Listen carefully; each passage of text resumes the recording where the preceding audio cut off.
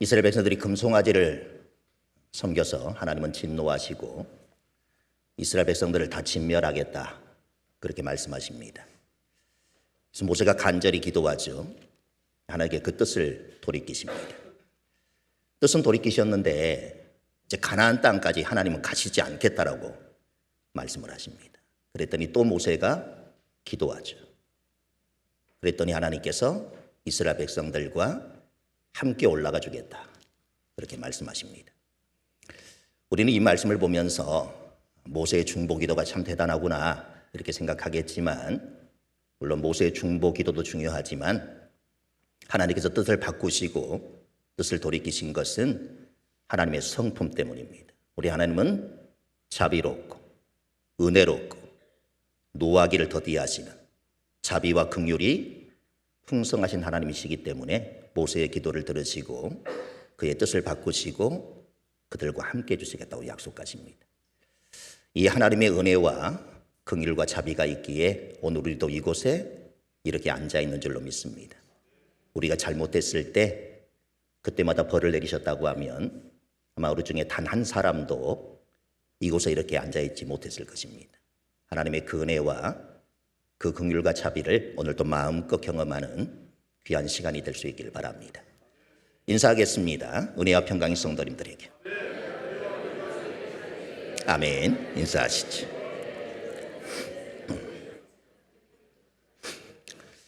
오늘도 하나님을 예배하기 모인 여러분 모두에게 하나님의 은혜와 평강이 충만하게 흘러넘치기를 소망합니다. 정채봉 선생님이 쓴 생각하는 동화라 이런 시리즈가 있는데 그 가운데 콧뚜레가 일을 한다 이런 이야기가 있습니다. 엄마 소가 2마리의 송아지를 낳았습니다. 그리고 어느덧 자라서 2 송아지도 콧뚜레를 할 때가 된 것입니다. 형 송아지가 농부한테 사정을 합니다. 저에게는 제발 코에 콧뚜레를 하지 말아 주십시오. 이에 농부가 이렇게 대답을 합니다. 코에 콧뚜레를 하지 않으면 말을 듣지 않는 망아지처럼 될 것이다.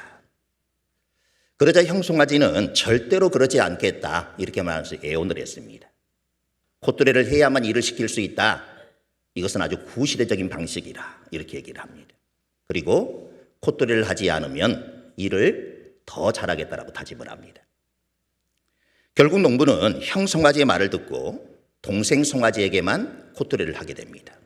실제로 형 송아지는 자기가 약속한 대로 콧뚜레 없이도 스스로 멍에도 메고 쟁기도 끌었습니다. 심지어 콧뚜레를 한 동생 송아지가 쉴 때도 형 송아지는 열심히 일을 했습니다. 2 송아지는 어느덧 자라서 어른 소가 되었습니다.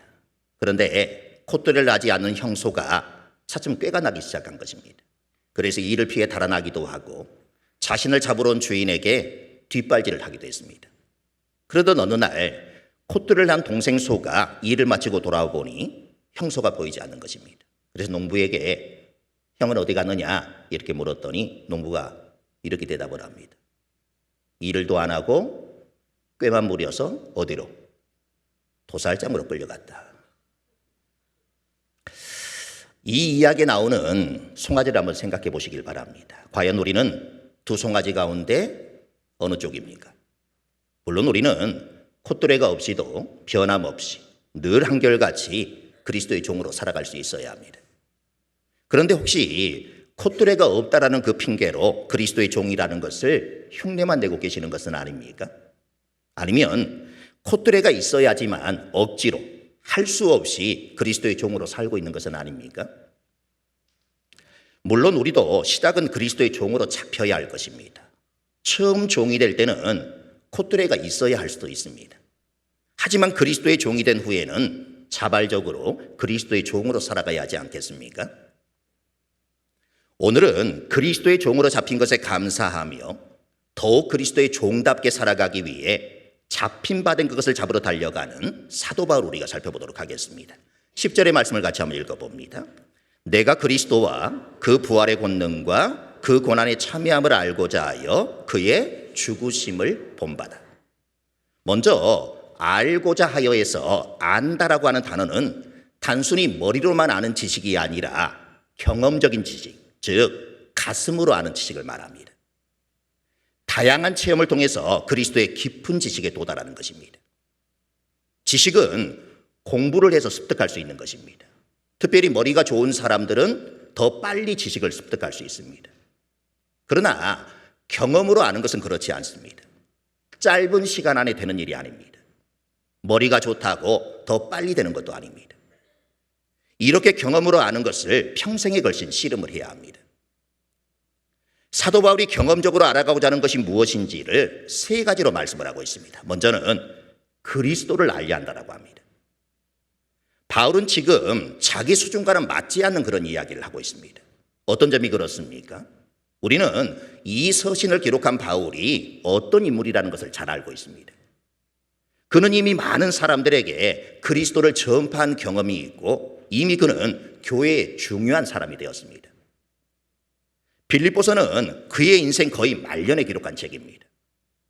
이미 예수를 오래 믿고 예수를 따랐던 그였는데 그가 다시 오늘 본문에서 마치 그리스도를 전혀 모르고 있는 사람처럼 내가 그리스도를 알려 한다 이렇게 고백을 하고 있습니다. 처음 교회에 나온 사람이 나는 그리스도를 알려고 합니다 이렇게 말한다면 그래야지 그렇게 말할 수 있습니다. 그러나 바울은 아니지 않습니까? 그럼에도 불구하고 바울은 내가 그리스도를 알려 한다 이렇게 말하고 있습니다. 그리스도를 알려고 한다면 그렇다면 지금까지는 그리스도를 몰랐다는 그런 이야기일까요? 그리스도를 전하기 위해 일평생을 바쳤던 사람이 아직도 그리스도를 모르고 있다 그렇게 말한다면 도대체 누가 그리스도를 안다고 말할 수 있는 것입니까? 바울이 여기서 그리스도를 알려 한다는 것은 어떤 의미가 담겨져 있을까요? 그리스도에 대해서 아는 것과 그리스도를 아는 것은 다릅니다. 그리스도에 대해서 아는 것은 학습을 통해서 가진 지식이고 그리스도를 아는 것은 경험을 통해서 아는 것입니다. 즉 여기서 그리스도를 알고자 한다는 이야기는 그리스도를 경험하고자 한다는 그런 말입니다. 그래서 바울은 자신이 예수 그리스도를 일평생 알아왔음에도 불구하고 그리스도를 내가 알려 한다 이렇게 말하고 있습니다. 바울은 그리스도를 지식적으로 아는 것으로 만족하지 않았습니다. 그는 그리스도를 경험하기를 원했습니다. 매 순간순간 섬세하게 주님을 경험하기를 원했습니다. 즉 매일매일의 삶에서 그분을 경험하기를 원했던 것입니다. 정말 자신이 다른 사람들에게 가르쳐온 대로 그의 삶에 살아 역사하시는 그런 주님을 경험하기를 원했던 것입니다. 경험으로 그가 알기 원했던 두 번째는 부활의 권능이었습니다. 권능으로 번역된 단어는 듀나미스라고 하는 그런 단어입니다. 이 듀나미스라는 단어에서 우리가 잘 알고 있는 다이너마이트라고 하는 단어가 나왔습니다. 다이너마이트, 힘을 의미합니다. 파괴력을 의미합니다. 여기서 말하는 부활의 권능이란 성부 하나님께서 성령님을 통해 성자이신 예수 그리스도를 살려내신 것을 말합니다. 그 부활의 힘을 경험하기를 원한다. 그렇게 말하고 있는 것입니다. 바울은 부활에는 다이너마이트와 같은 그런 능력이 있다고 알고 있었습니다. 그래서 그 힘을 경험하고 싶다라고 하는 것입니다.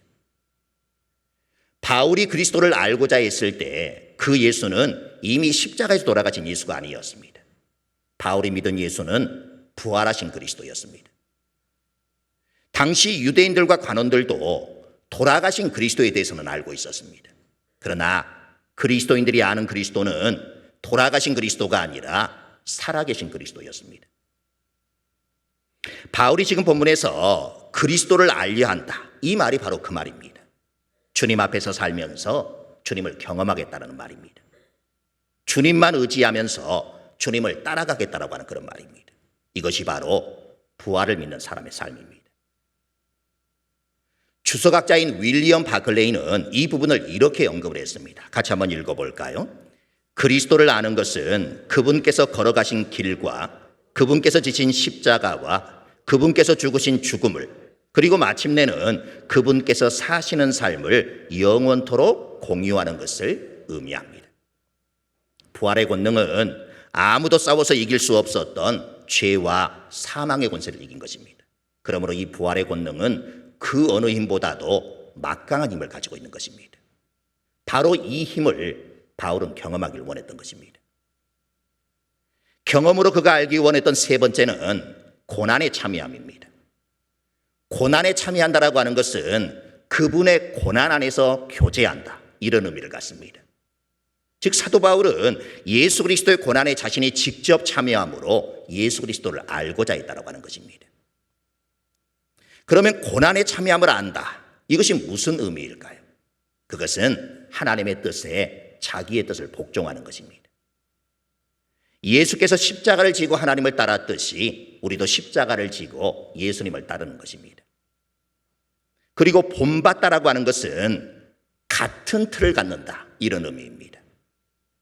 여러분, 붕어빵을 가장 잘 만들려면 어떻게 하면 되겠습니까? 우리의 손으로 정교하게 만들면 되겠습니까? 그냥 붕어빵 틀에 반죽을 부으면 붕어빵이 나오는 것입니다. 바울은 주님의 고난에 참여한다, 이것이 무엇인지 그 의미를 아는 것으로 만족하는 것이 아니라 자신이 주님의 붕어빵이 되고 싶다라고 하는 것입니다. 그리고 그리스도의 죽으심을 본받는다라고 하는 것은 그리스도께서 십자가를 지신 것 같이 자신도 스스로 십자가를 지고 그리스도를 따라가겠다라고 하는 그런 고백입니다. 주님의 부활은 십자가의 고난을 통해서 이루어진 것입니다. 그래서 죽음이 없는 부활은 있을 수가 없습니다. 이러한 사실을 잘 알고 있었던 바울은 어떻게 하든지 자신도 주님께서 걸어가신 그 고난의 길을 걷기를 원했습니다. 그래서 바울의 삶 곳곳을 우리가 들여다보면 그리스도와 함께한 그 고난의 흔적들이 여기저기 묻어 있음을 우리가 볼 수가 있는 것입니다. 오늘 우리들은 어떻습니까? 정말 우리들도 바울처럼 고난을 즐거워하고 있습니까? 주님을 위해 당하는 고난을 기쁨으로 여기고 감사하며 살고 있습니까? 오늘을 살아가는 성도들의 문제점 중에 하나는 부활의 영광을 얻기를 원하지만 십자가의 고난은 원하지 않는다는 것입니다.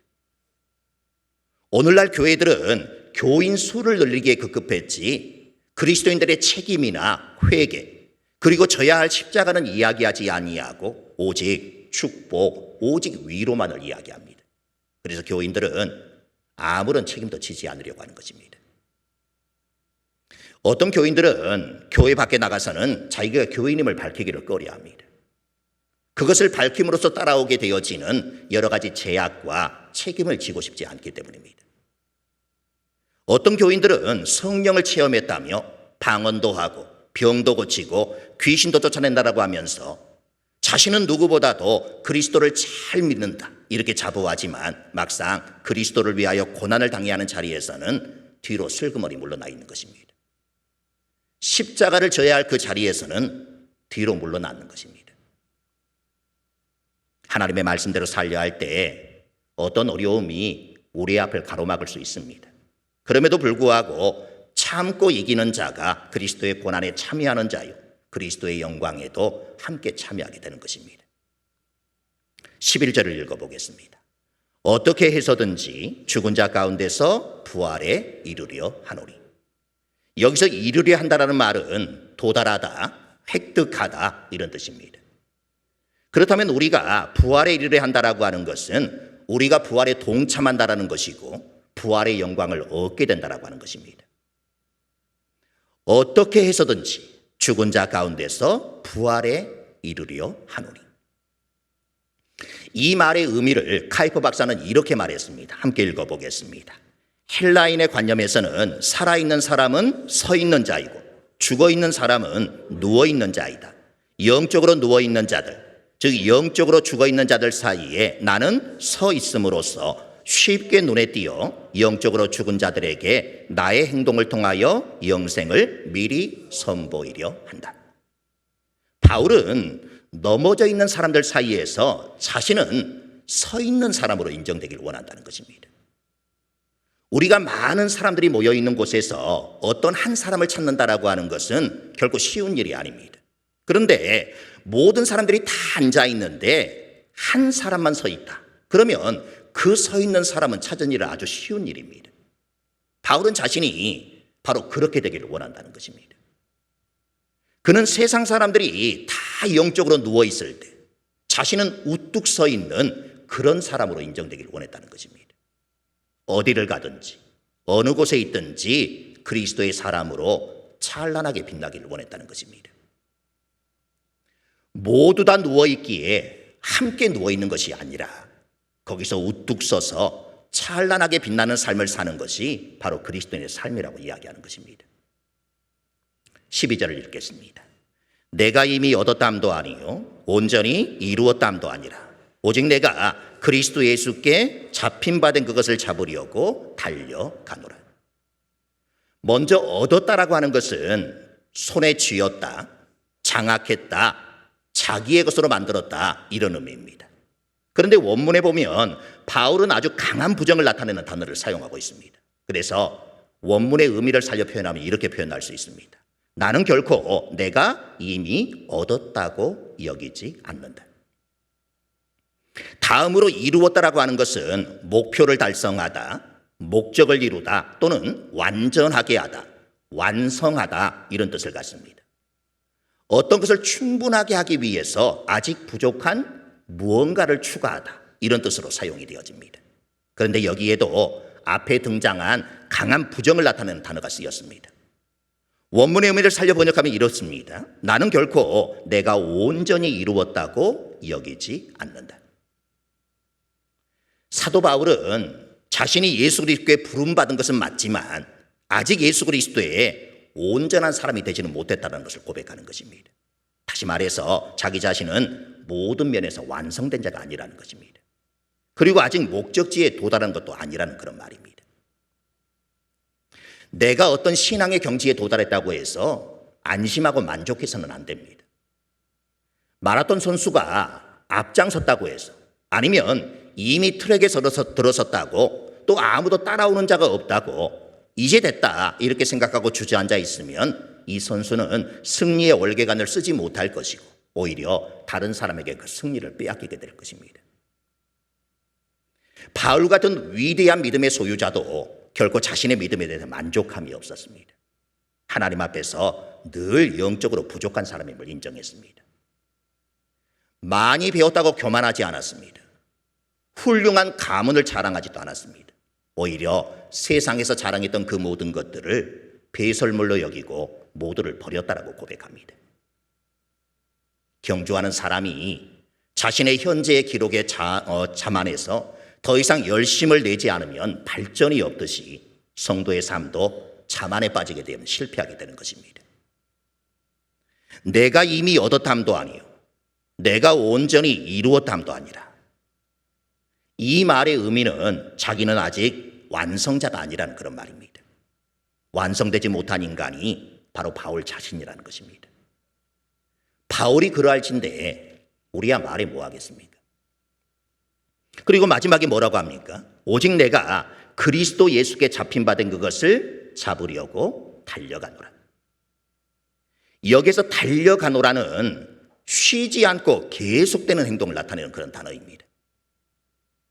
자신이 과거에 달렸다는 것이 아닙니다. 앞으로 달려가겠다 그런 계획도 아닙니다.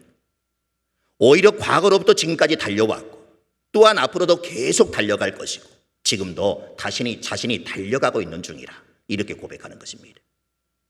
이는 바울이 오직 예수를 위해 달려왔던 자신의 삶의 자세와 모습이 지금도 변함이 없고 앞으로도 변함이 없을 것이라 이렇게 고백하는 것입니다. 다메섹 이전의 바울은 잡음 받은 그것과 잡을 받은 그것을 향해 달려가던 인생이었습니다. 그러나 이제는 잡힌 받은 그것을 위해 달려간다 이렇게 고백을 합니다. 이전의 바울은 자신이 잡음 받은 그것이 많다라고 생각을 했습니다. 지난 시간에 우리가 살펴본 것처럼 8일 만에 할례를 받은 것, 베냐민 지파의 후손으로 정통 유대인이었던 것, 이방 땅에서 태어났지만 히브리식 교육을 받고 히브리 말을 할 줄 아는 것, 바리새인인 것과 율법에 대해 신앙적인 열정을 가졌던 것도 다른 사람들이 부러워할 만한 잡음받은 그것이었습니다. 그러나 그렇게 잡은 것이 그리스도께서 잡아주신 것과 비교해 보니 아무것도 아니었고 밋밋하게 그지없었습니다. 그래서 지금은 잡힌 받은 그것을 위해 달려간다 이렇게 고백을 합니다.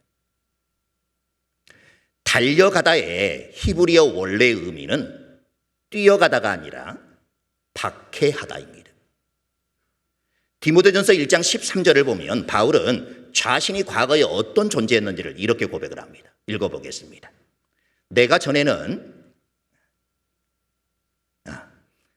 다시 읽어보겠습니다. 내가 전에는 비방자요, 박해자요, 폭행자였으나 도리어 긍휼을 입은 것은 내가 믿지 아니할 때에 알지 못하고 행하였습니다.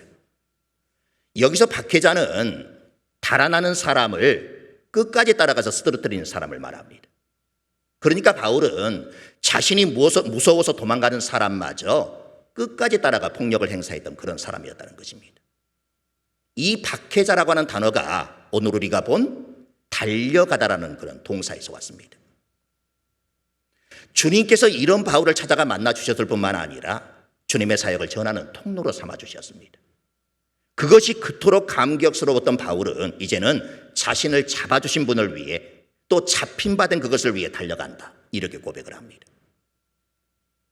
주님이 나를 잡으셨는데 나는 그것을 잡으려고 달려간다. 그림이 잘 그려지지 않습니다.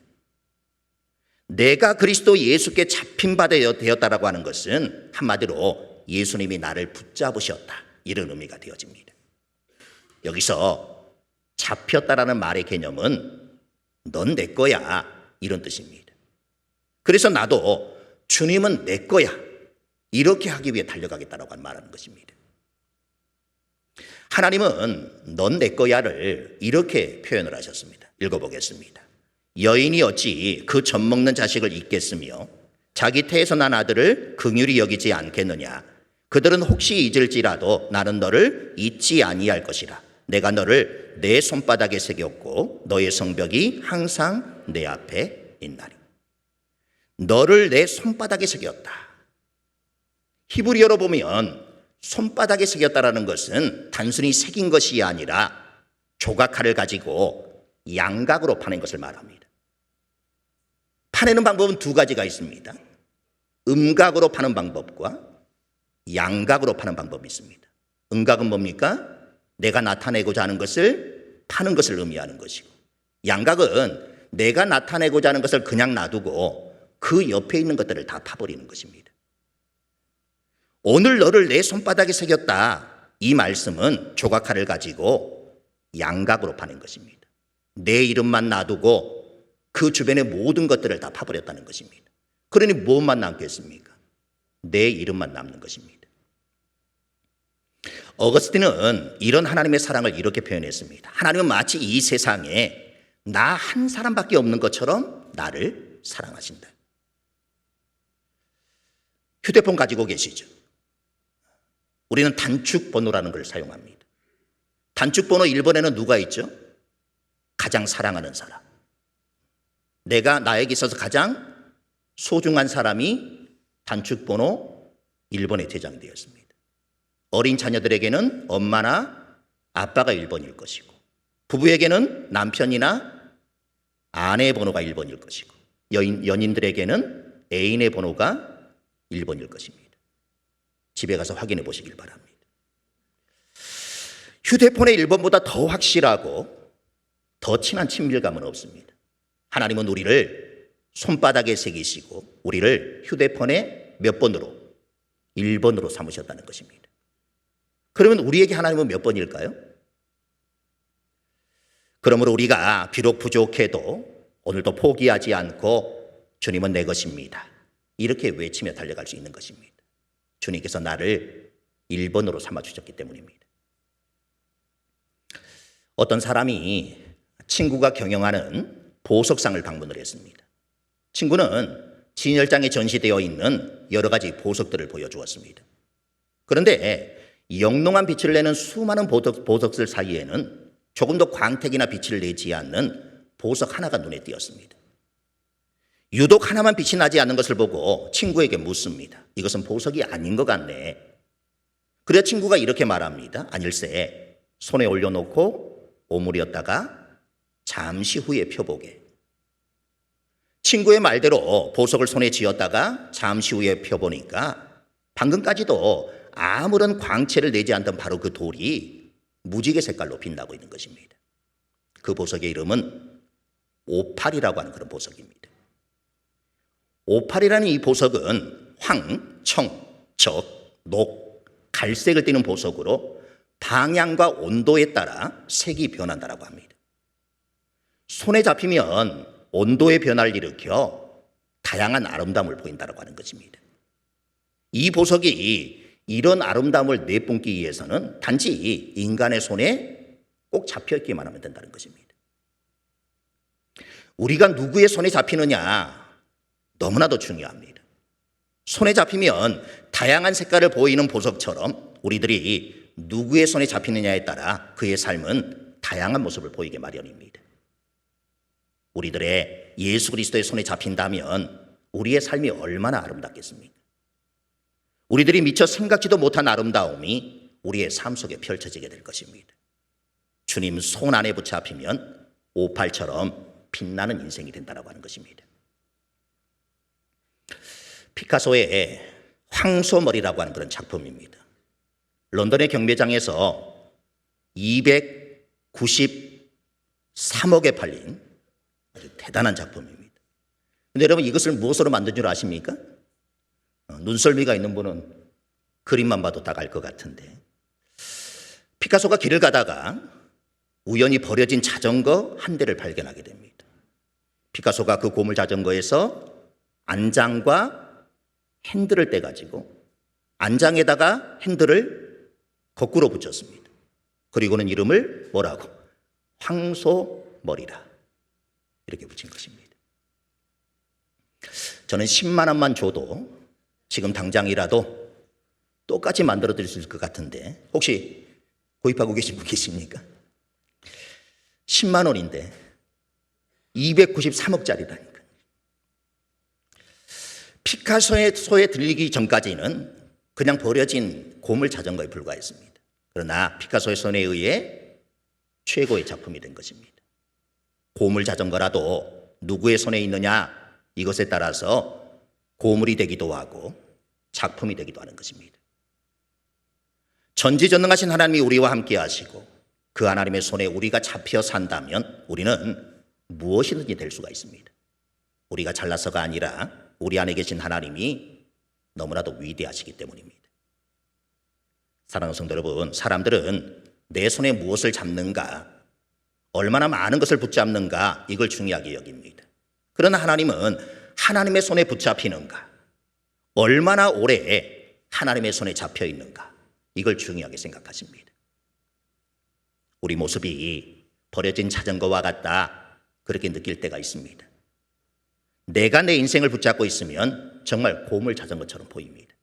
그러나 낙심하지 마시길 바랍니다. 그런 내 모습이라도 하나님의 손에 올려드시길 바랍니다. 하나님은 피카소의 황소머리와는 비교할 수 없는 그런 작품으로 여러분을 만들어 가실 것입니다.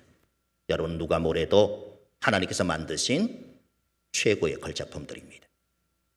찬양하겠습니다.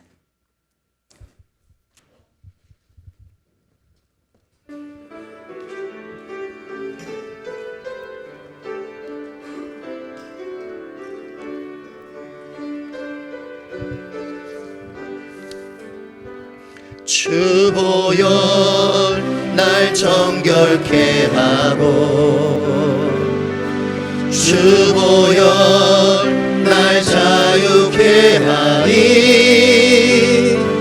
주 앞에 나 예배하는 이 시간 나의 모든 것을 주께 드리네. 주의 손 날 위해 지키셨고 주의 발 날 위해 박히셨으니 이제는 내가 사는 것이 아니요 오직 주를 위해 사는 것이라.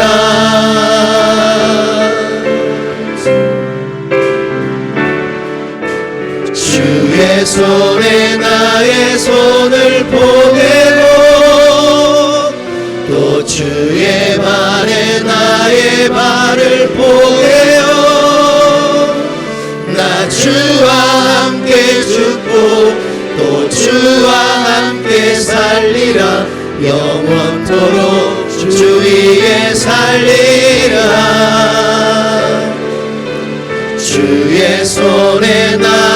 손을 포개고 또 주의 발에 나의 발을 포개어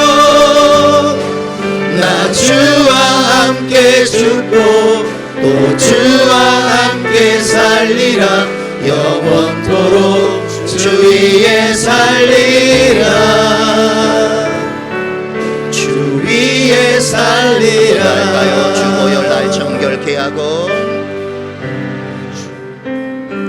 주보혈 날 정결케 하고 주보혈 날 자유케 하니 주 앞에 나 예배하는 이 시간 나의 모든 것을 주께 드리네 주의 손 날 위에 지키셨고 주의 발 날 위에 박히셨으니 이제는 내가 사는 것이 아니요 오직 주를 위해 사는 것이라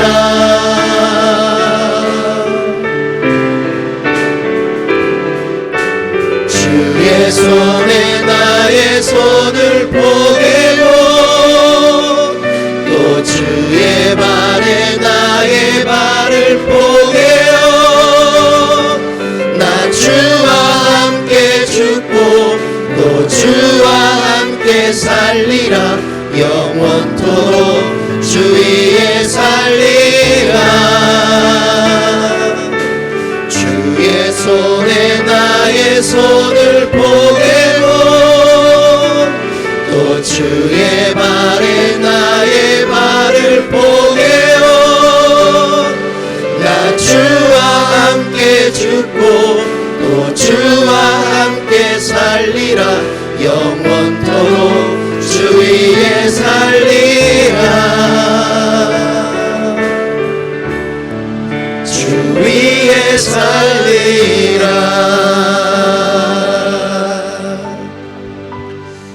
주님은 오늘도 우리에게 오셔서 말씀하십니다.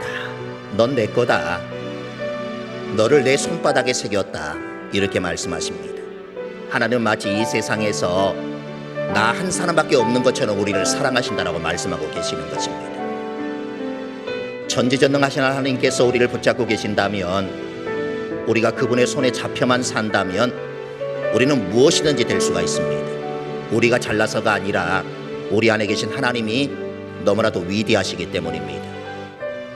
아무런 광채를 내지 않던 오팔이라고 하는 보석이 손에 붙잡히니 무지개 색깔로 바뀌었습니다. 버려졌던 자전거가 위대한 화가의 손에 붙들리니 훌륭한 작품이 되었습니다. 비교할 수 없는 하나님의 손이 우리를 붙들면 우리는 무엇이든지 될 수 있는 것입니다. 너는 내 거다. 이렇게 말씀하시는 주님 앞에서 주님은 제 것입니다. 이렇게 고백하며 달려가는 우리들이 될 수 있기를 원하고, 오늘도 우리가 부족해도 포기하지 않고 주님은 내 것입니다. 이 고백을 가지고 살아갈 수 있는 우리의 삶이 될 수 있기를 위해 이 한 시간 우리 함께 기도하도록 하겠습니다. 기도하겠습니다. 아버지 하나님, 정말 하나도 빛나지 않았던 우리들의 모습입니다. 버려진 자전거와 같았던 우리의 삶이었습니다. 우리가 하나님께 붙들리기 전에는 우리는 아무도 주목하지 않았던 그런 존재에 불과했습니다. 아버지 하나님, 그런 우리를 내버려 두지 아니하시고 우리 가운데 찾아오셔서 너는 내 것이다 말씀하여 주시고 너를 내 손바닥에 새겼다 이렇게 말씀하시는 하나님의 음성을 듣게 하시니 감사합니다. 이제 우리는 하나님의 손에 붙들림 바 되어진 그런 인생을 살아가고 있습니다. 빛나지 않았던 우리의 존재였지만 하나님의 손에 붙들리니 찬란한 무지개 색깔을 내는 보석으로 바뀌었습니다. 위대한 화가의 손에 붙들리니 버려진 자전거가 위대한 작품이 되었습니다. 주님, 그것과는 비교할 수 없는 하나님의 능력의 손이 오늘 우리를 붙들어 주시기에 우리도 세상의 그 무엇과 비교할 수 없는 너무나도 귀한 존재임을 날마다 기억하며 살아가길 원합니다. 오늘도 주님은 우리 각자에게 찾아오셔서 너는 이 세상의 어떤 것과도 비교할 수 없는 나의 최고의 걸작품이라 말씀하시는 하나님의 그 음성을 모두가 들을 수 있는 시간이 되어지길 원합니다. 주님, 나를 붙들어 주시고 너는 내 것이라 말씀하시는 그 하나님의 명령 앞에 주님은 내 것입니다, 나는 주님의 소유입니다, 이 믿음의 고백을 가지고 잡힘받은 그것을 위해 날마다 달려가는 우리의 모습이 되길 원합니다. 주님, 잡음받은 그것이 아닌, 잡힐받은 그것이 아닌, 잡힘받은 그것을 향해 날마다 달려가는 우리의 영혼들이 다 될 수 있도록 도와주셔서 빛나지 않았던 우리를 가장 빛나는 보석으로 만들어주신 하나님, 보잘것없고 쓸모없어 버려진 인생을 가장 위대한 작품으로 만들어주신 그 하나님을 모두가 만나고 경험할 수 있는 귀한 시간이 될 수 있도록 은혜를 베풀어 주시옵소서. 한 영혼도 절망하거나 좌절하지 않도록 도와주시고 붙들어 주신 하나님의 그 손을 의지하여 일어설 수 있는 믿음이 될 수 있도록 도와주시고 그 무엇과 비교하며 살아가는 인생이 아닌 나는 나 혼자로서 충분히 귀한 존재임을 깨달아 그 긍정과 그 은혜를 가지고 그 자부심을 가지고 이 땅의 삶을 살아내는 주의 백성들이 다 될 수 있도록 하나님이 역사해 주시길 원합니다. 오늘도 예배를 통해 그 주님을 만나길 원하오니 우리를 향하여 내민 그 손을 꼭 붙들 수 있는 심령들이 될 수 있도록 도와주시고 한 번 잡은 그 손을 끝까지 놓지 않고 살아갈 수 있는 우리 모두가 다 될 수 있도록 하나님이 역사하여 주시옵소서. 주님과 함께 해주시옵소서.